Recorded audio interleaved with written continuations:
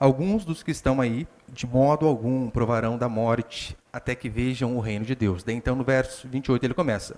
Cerca de 8 dias depois de dizer essas palavras, Jesus tomou consigo Pedro, João e Tiago e subiu ao monte para orar. Enquanto orava, a aparência de seu rosto mudou e a sua roupa tornou-se branca e resplandecente. E 2 homens falavam com ele, a saber, Moisés e Elias. Eles apareceram em glória e falavam da partida dele, que estava para acontecer em Jerusalém.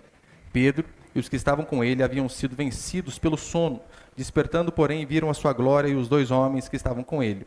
E quando estes se afastavam dele, Pedro disse a Jesus: Mestre, é bom estarmos aqui. Façamos 3 tendas, uma para ti, uma para Moisés e outra para Elias, mas sem saber o que dizia. Enquanto ele ainda estava falando, veio uma nuvem que os encobriu, e ao entrarem na nuvem, ficaram com muito medo. Verso 35. E da nuvem saiu uma voz que dizia: Este é o meu filho, o meu eleito, a ele ouvi. Depois que se ouviu a voz, Jesus ficou sozinho, e eles se calaram, e durante aqueles dias não contaram a ninguém nada do que viram. Até aí, tá bom, o restante eu vou explicando depois. Pode pôr o primeiro princípio ali.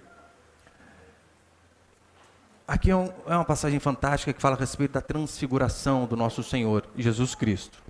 E o primeiro princípio é o seguinte, né? Jesus, ele é o Messias. Como eu disse, o Messias significa o esperado, o Cristo, aquele que haveria de vir. O povo de Israel estava há anos esperando o dia que o Messias viesse. Eles oravam constantemente: oh Deus, manda o teu ungido, manda o teu filho para nos salvar, para nos resgatar. Então, depois de tanto orar, essa é justa a época onde acontece este milagre, o verbo se encarna, Jesus nasce e aqui ele está no seu ministério. E por que essa história está aqui? É mais uma prova, para mim e para você, de que Jesus Cristo, de fato, ele é aqueles que os judeus esperavam. Ele é aquele que o povo de Deus clamava. Você vai ver, há inúmeras passagens no Antigo Testamento falando a respeito de Jesus Cristo. Começa desde lá de Gênesis, desde lá do comecinho. Lembra quando Adão e Eva pecam? E então, uma promessa ali Deus faz a eles: olha, Satanás vai realmente atrapalhar a vida de vocês aí, Eva. Ele promete para a mulher. Só que ele vai ferir o seu calcanhar. O seu descendente vai ferir a cabeça dele. Depois nós vemos em Abraão também, dizendo que na descendência de Abraão viria o prometido. E depois em Davi, talvez é o mais conhecido, né, dizendo: olha, de ti haverá de sair aquele que regerá as nações. Então, com base em todas essas promessas, o povo ficava ansioso e orava: oh Deus, quando isso vai acontecer? Sem falar na profecia maravilhosa de Isaías, que diz: eis que a virgem conceberá. Isaías 53, que é um dos mais espetaculares, que fala sobre o servo sofredor, que pelas suas pisaduras nós seríamos sarados. O que os evangelhos relatam é que Jesus é o exato cumprimento de todas essas profecias, sem exceção. Tudo aquilo que foi profetizado a respeito daquele que um dia viria, a Escritura diz que se cumpre na pessoa de Jesus Cristo. É por este motivo que, se você ler Lucas, bem no comecinho, capítulo 1, ele escreve dizendo: olha, escrevi essas coisas, Teófilo, para que tenhais certeza das coisas que aconteceram. Então ele começa a descrever todas as coisas, porque os evangelhos, eles são nada mais, nada menos do que testemunhos. Pessoas que viram, ouviram, presenciaram algo. E você pode dizer: pastor, mas essas testemunhas podem mentir. Podem, tem a possibilidade? Óbvio que tem. Mas eles tiveram apenas prejuízo por afirmar que eles viram a Jesus Cristo. Eles só perderam. Perderam amigos, perderam bens, perderam parentes, alguns perderam a própria vida. Quem mente para se dar mal? Ninguém. As pessoas mentem para se dar bem. Então, não era mentira desses apóstolos. Jesus ainda diz para ele: olha, vocês serão minhas testemunhas. Ou seja, tudo que vocês têm visto é aquilo que vocês têm que levar. Assim como profetizaram ao meu respeito, e eu estou aqui, vocês devem fazer a mesma coisa. E aqui, este episódio fantástico da transfiguração é apenas mais uma prova. Mais um milagre, mais um sinal de que ele era de fato o Filho de Deus. E repare, no verso 27, que nós começamos lendo, ele diz: olha, alguns não morrerão sem ver o reino de Deus. Aqueles homens ali estavam vendo. E Jesus disse: olha, quando vocês virem eu expulsar um demônio, vocês vão ver, o reino de Deus é chegado. Então, eles estavam participando justamente disso. Aquilo que eles oravam por anos é chegado. Só que olha que interessante. Pedro andou 3 anos com Jesus Cristo. Ele vai afirmar na sua epístola o seguinte: 3 anos andando com este homem. Eu não vi nele pecado algum. Nenhum dolo, nenhuma palavra torpe saiu de sua boca. Meu irmão, para você andar 3 anos com uma pessoa e poder dar esse testemunho fidedigno dizendo, olha, este não fez nada, absolutamente nada de errado, eu nunca ouvi. Por que você acha que os apóstolos morreram de uma forma trágica? Sabe por quê? Lucas diz, eles tinham a plena certeza da verdade. Eles sabiam que aquele carpinteiro era o Messias. Agora, por que muitos de nós, às vezes, na vida cristã, nós começamos a ter animados? Só que de repente, no meio do caminho, as coisas não deu certo, fulano foi embora, a esposa não quis mais, perdi o emprego, fulano ficou enfermo, e a gente desanima. Por que essas coisas acontecem? É porque, na maioria das vezes, o problema não está no Deus da Escritura, mas está em nós que não conhecemos a verdade como a Escritura afirma. A fé de muitas pessoas é baseada, não na verdade, é baseada em algo cultural, ou seja, todo mundo vai para a igreja? Também vou. É baseado talvez em algo familiar. Minha mãe falou que eu tenho que ir, meu pai falou que tem que ir, então eu acabo indo. Agora, esse evangelho foi escrito por homens que perderam tudo, inclusive a própria vida. Então, este é um dos motivos porque eu e você podemos sim acreditar que este livro não é um livro qualquer. Não é um livro qualquer, porque pessoas deram a vida para que ele pudesse chegar até nós. Segundo, põe ele, por favor, Miguel. O segundo princípio é o seguinte. Jesus é a cura do menino. Olha o versículo 37. Versículo 37. No dia seguinte, quando desceram do monte, uma grande multidão foi ao encontro dele. Um homem na multidão clamou, Mestre, peço que olhes com atenção para o meu filho, meu único filho, pois um espírito domina, fazendo-o gritar subitamente, provocando-lhe convulsões, até fazê-lo espumar pela boca, e mesmo depois de o ferir, dificilmente o larga. Eu roguei a teus discípulos que o expulsassem, mas eles não conseguiram. Jesus disse, geração incrédula e perversa, até quando estarei convosco? Até quando vos suportarei trazer aqui o menino? Olha como que esse demônio agia. Ele causava uma espécie de convulsão mesmo na criança. Se você já teve o desprazer de ver um adulto possesso, isso é horrível. Criança é o Chuck, literalmente. É muito feio mesmo. E repare que esses demônios, eles servem justamente para cegar o ser humano. Esse é o papel deles. Eles não querem que nós vejamos a verdade. É por isso que eles querem nos bloquear de enxergar aquilo que a palavra de Deus afirma. E isso nós vemos em todos os campos. As pessoas às vezes tendem a enxergar demônio apenas em uma pessoa falando grosso, com o braço retorcido e fazendo alguma coisa. Não! Os demônios, eles servem justamente para isso, para cegar as pessoas. Veja se isso não é verdade. Nós temos em nosso país pessoas que dizem ser defensoras dos direitos humanos. Direito humano é direito daquela pessoa que é gente. Toda pessoa. Todo humano deve ter o seu direito, dizem eles.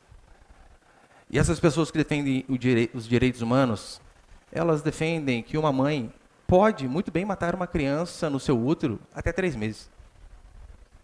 Qual o direito aquela criança teve? Nenhum. Só que você fala isso para as pessoas, elas falam que você é louco. Elas não conseguem perceber o quão cega elas estão. Você consegue imaginar? Hoje, qualquer pessoa que tem um pouco de consciência, se você diz, vou matar o fulano, você diz, não. Mas essas defensoras dos direitos humanos, se você diz, vou matar quem? Uma criança no meu ventre. Então está liberado. Como assim? As pessoas não conseguem ver o quão cegas elas estão por conta dessas ideologias malignas. E a Escritura vai ser clara em dizer que nós não lutamos com demônios, com ideias. Eu e você precisamos, sem exceção, é do poder de Deus. Por isso que a fé cristã é mais do que um ajuntamento de regras num livro. A fé cristã é o poder de Deus que liberta, que cura, que salva, e é o que nós temos visto aqui. A cura desse menino foi um milagre. Ele liberta crianças, liberta do vício, da amargura, da depressão. É o poder de Deus, irmãos, que pode sustentar a mim e a você nos momentos difíceis, porque do contrário não há o que eu e você possamos fazer. Diante da dificuldade, o que é o ser humano sem Deus? Ele se desespera. Só que, repare que interessante. Jesus, esse homem vai falar para os discípulos, né? Olha, meu filho está endemoniado. A hora que eles vão orar e não conseguem expulsar o demônio. Não eram falsos discípulos. Não eram falsos apóstolos. Eram escolhidos por Jesus e mesmo assim tiveram essa falha, essa dificuldade. Para mostrar a mim e a você que às vezes, representantes de Deus, homens, eles falham. Falam e às vezes fazem besteiras. Não espere a perfeição dos servos de Jesus Cristo. Perfeição é apenas dele. Eu não estou falando aqui, óbvio, né, do pastor picareta que rouba a igreja, que sai com as irmãs, que faz um monte de papagaiada. Não. Mas os homens de Deus, honestos, fiéis a Deus, eles também erram. Eles também falham. A Escritura dá N exemplos de como...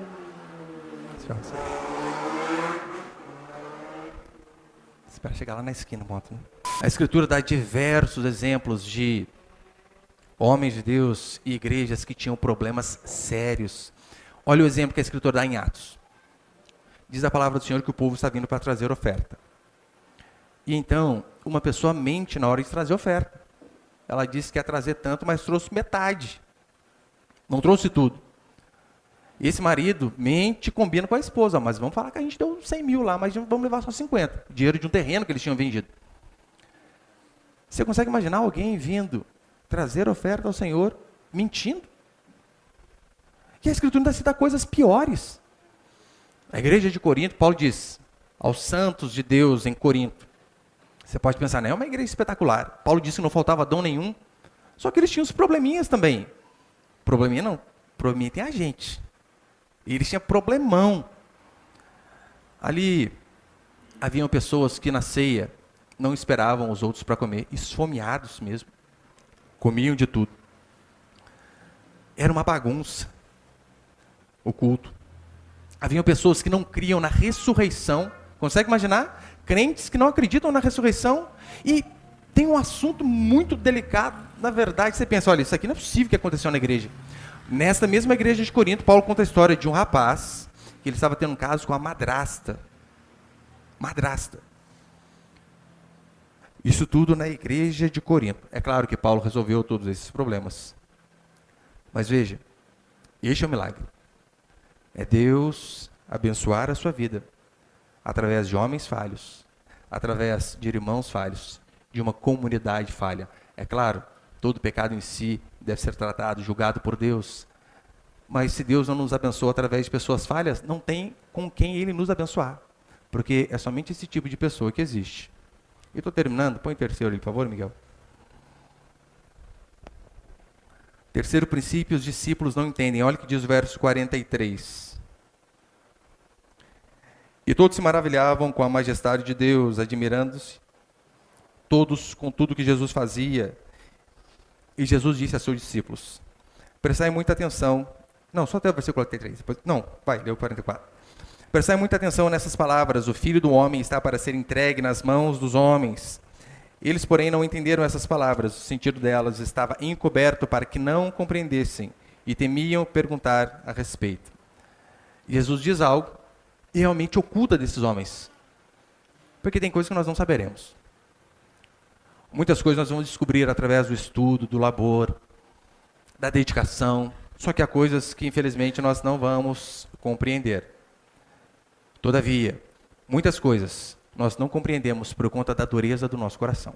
Por conta de conceitos errados que são implantados em nossa mente, que nos impedem de enxergar coisas óbvias.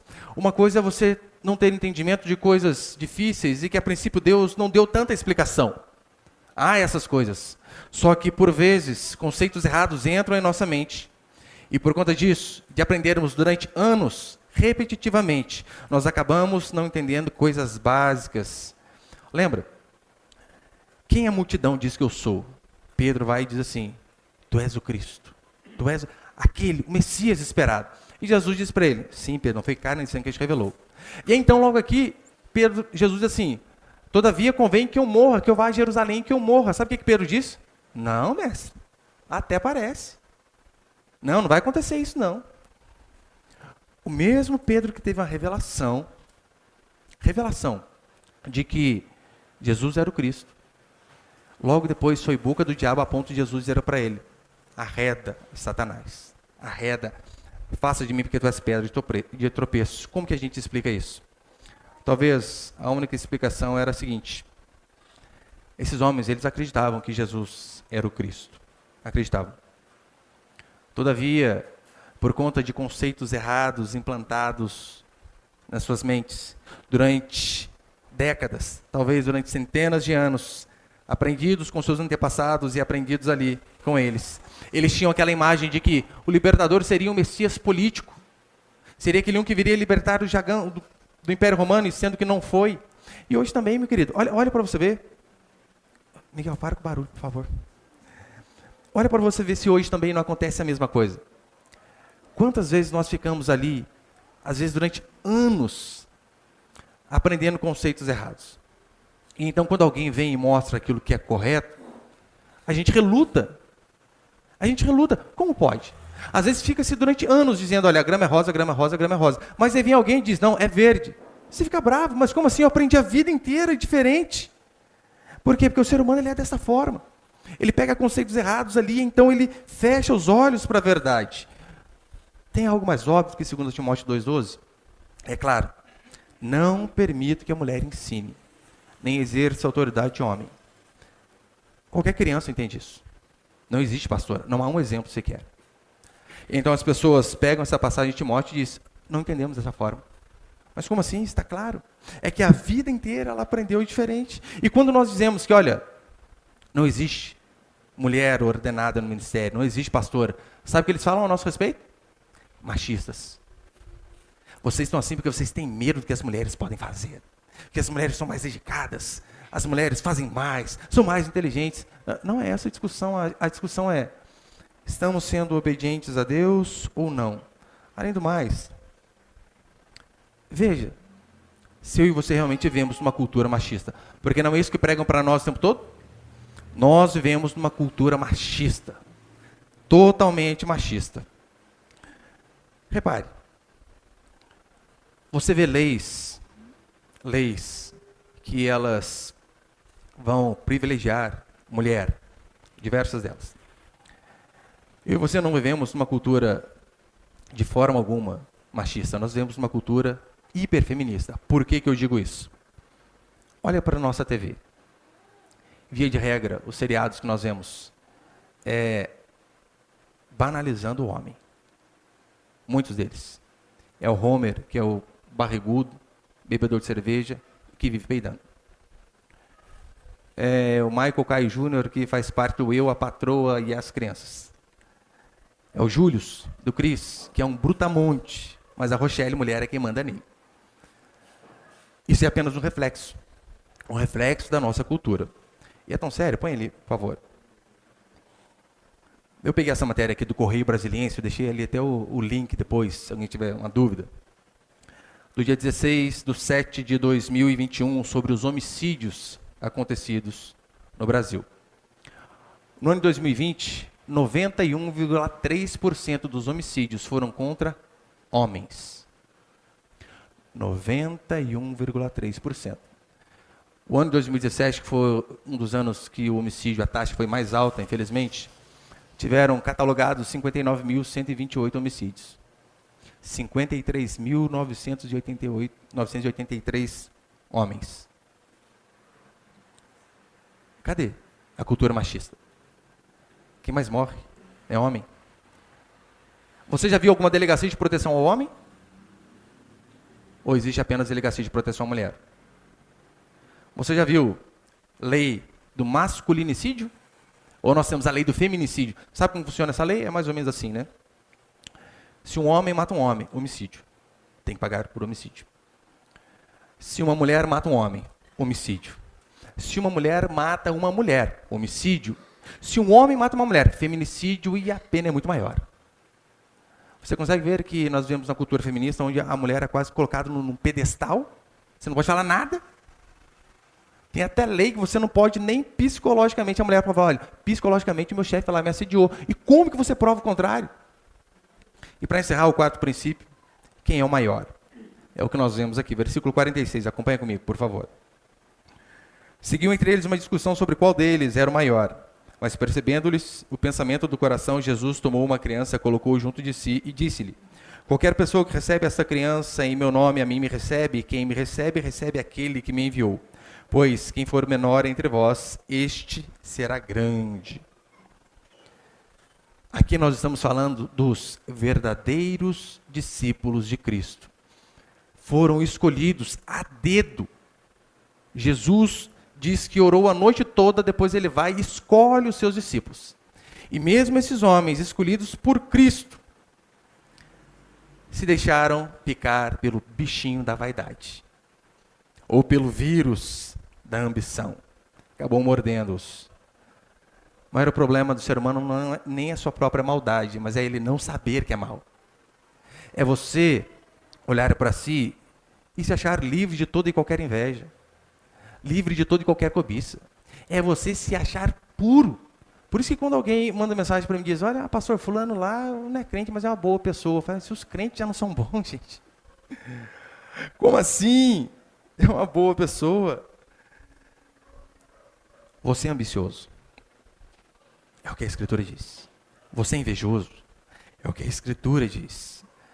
Eu e você somos capazes de, por conta de uma felicidade própria, passarmos por cima até dos princípios da palavra de Deus. Isso aqui somos todos, sem exceção. Paulo vai deixar claro que o amor ao dinheiro é a raiz de todos os males. O amor ao dinheiro. Repare, não é por conta de cobiça que às vezes igrejas acabam se partindo ao meio? Porque o fulano está lá, e ele se acha mais sábio que o pastor, e às vezes até é. Não estou dizendo que o pastor é mais sábio da igreja de forma alguma. Às vezes a pessoa é muito mais inteligente mesmo. Só que ela esquece que aquela posição é uma posição dada por Deus, com reconhecimento da igreja. Então ela começa a se achar melhor que o pastor. Ela diz, como que pode? O pastor, ele vai falar, ele manda uns pleonasmos, subir para cima, descer para baixo, não sabe falar em português direito. Eu sei melhor do que ele. E a pessoa se sente no direito, talvez, de, olha, eu preciso, né, alçar uma posição um pouco mais elevada. Daí, às vezes, ela não consegue, o que ela faz? Ela sai da igreja e vai abrir a sua igreja. Por conta do quê? Ambição. Ambição. Não é por ambição que pais, mães deixam filhos para trabalhar, às vezes, 15, 16 horas por dia por conta de dinheiro. E com aquela mentira deslavada que é, olha, eu quero ganhar muito dinheiro para quê? Para dar o melhor para ele. É nada, é você que quer o melhor. Se você quisesse o melhor para o seu filho, você dava mais tempo para ele, porque é isso que as crianças precisam. De tempo do pai e da mãe. O desejo por grandeza, por poder, permeia toda a alma humana. E eu e você não fugimos disso. Para encerrar, a Escritura vai dizer em Juízes sobre a parábola de Jotão. Abimeleque, ele mata 70 irmãos. 70. E depois de ele matar os seus 70 irmãos, ele diz, agora eu serei rei. Então as pessoas vão lá e o consagram rei. Uma pessoa apenas escapa, Jotão. Então no capítulo 9, no versículo 7, ele conta uma parábola dizendo assim, eis que as árvores quiseram fazer um rei para si. E então elas disseram, oliveira, reina sobre nós. E a oliveira disse, eu não posso. Figueira, reina sobre nós.